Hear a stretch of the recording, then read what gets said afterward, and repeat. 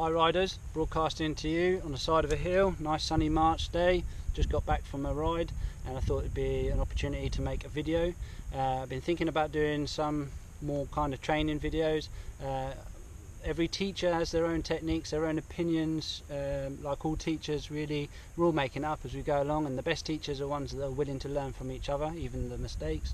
And this is something I found about climbing technique, whether you're 2x or 1x or 3x.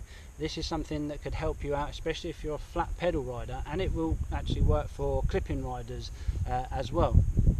Now, the thing, a lot of videos are teaching, all the information is good, but something I do a little bit extra when I'm pedaling my bicycle up a hill is I like to tilt my foot at an angle more and use more of my ankle to articulate my foot through the bottom of the stroke. So instead of stomping from the 12 o'clock position and trying to stomp down to the 6 o'clock position like this, it's actually harder for your leg to work to do this. But if you were to start your stroke more from here with your foot angled slightly and drag the foot backwards towards the rear, you actually set your foot up ready for the next stroke, coming down, angle, and keeping that stroke through. And you can actually, whether you're wearing 510s or any other trainers, you'll be surprised at how far you can pick that pedal up to the back. So to be clipped in, you're not really losing much if you go to flats. And we all know that to ride flats is better for practice and progression, which I recommend to everybody, and then you go back to your clip-in pedals afterwards. But in reality, clip-ins are far beneficial for road biking. Even I use flats on a road bike, and for racing, and obviously, you know, wanting to keep speed across country.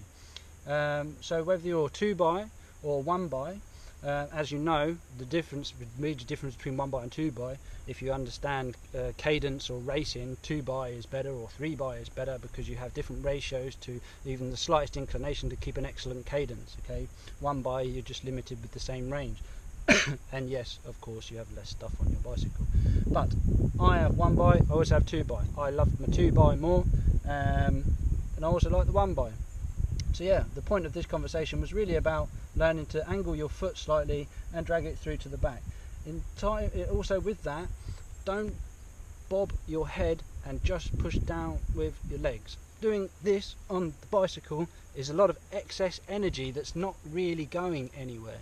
Okay, what you should do, because all your joints and your muscles are connected in ways, you should, with the angle of the foot like this, articulate all through your hips, and you'd be surprised how much leverage you gain from the body itself to sway your hips in places.